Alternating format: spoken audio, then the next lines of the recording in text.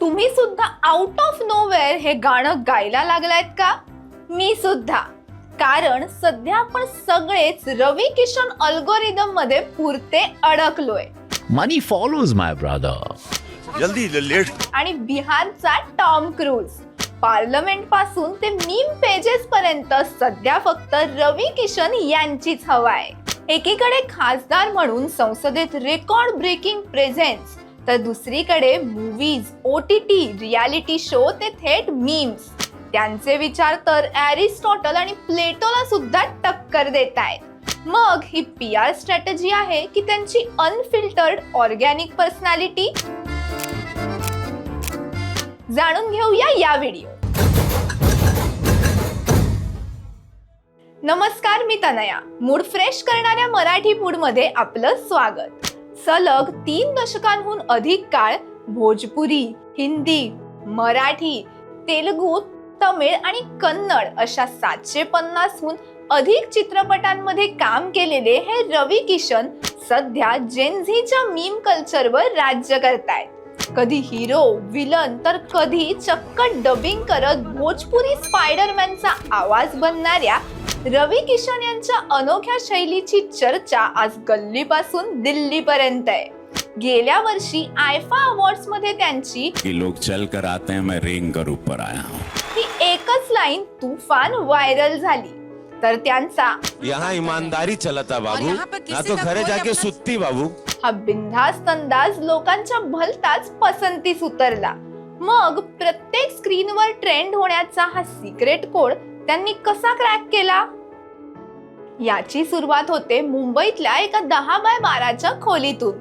रवींद्र श्यामनारायण शुक्ला यांचा जन्म सांताक्रूज मध्ये झाला. एका पुजारी पुरोहिताचा हा धाकटा मुलगा. बालपणात काकांशी वाद झाल्यामुळे त्यांच्या कुटुंबाला उत्तर प्रदेशातल्या जौनपूरला शिफ्ट व्हावं लागलं. वडिलांचा तीव्र विरोध असतानाही आईकडून 500 रुपये घेऊन हा बँड्रा बॉय वयाच्या 17व्या वर्षी पुन्हा मुंबईत पळून आला. हिरो बनायला निघालेल्या या मुलाने आपला मित्र हृदय शेट्टीच्या मदतीने पीतांबर या B ग्रेड सिनेमातून डेब्यू केला आणि 5000 रुपयांची पहिली कमाई केली.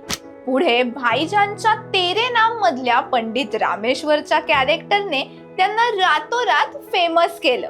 बॉलिवूड मध्ये फारशी डाळ शिजत नाहीये हे दिसताच रवी किशन भोजपुरीकडे वळले.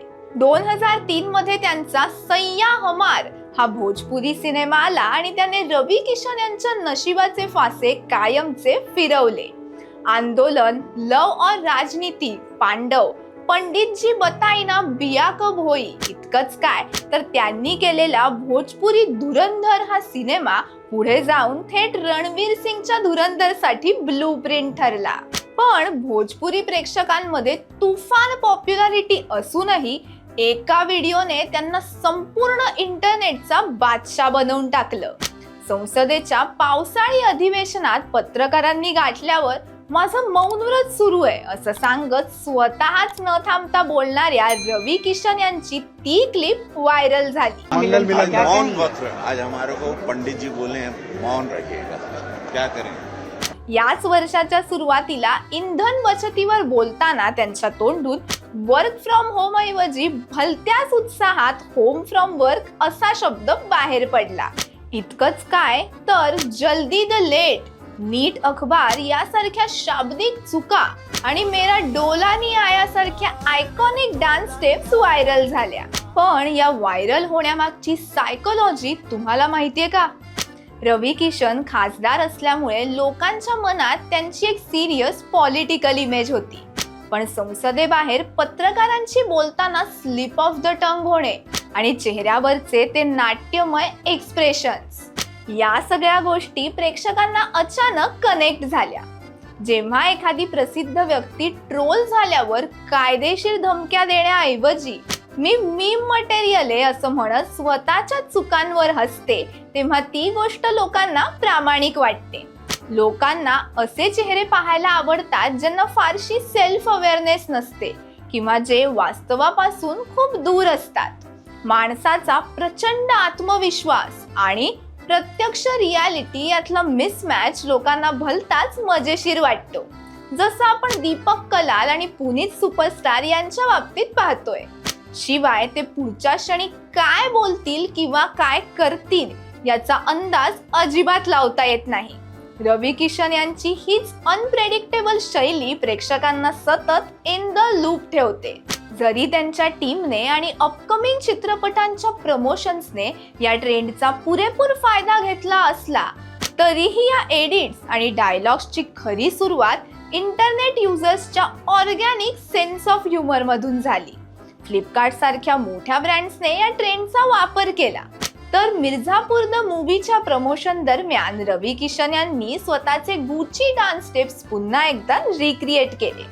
यावर त्यांनी जेनझीचे आभार मानत सांगितलं, मी कोणतेही परफेक्ट किंवा बनावट इमेज जपण्याचा प्रयत्न करत नाही. मी जसा आहे तसा अस्सल आणि अनफिल्टर्ड आहे, म्हणून लोक माझ्याशी इतके मनापासून कनेक्ट होतात. तुम्हाला सुद्धा रवी किशन यांचे मीम्स बघायला आवडतात का? त्यांची ही व्हायरलिटी खरी आहे की प्लॅन्ड? तुमची उत्तरं कमेंट्स मध्ये नक्की सांगा. जय हिंद, जय महाराष्ट्र.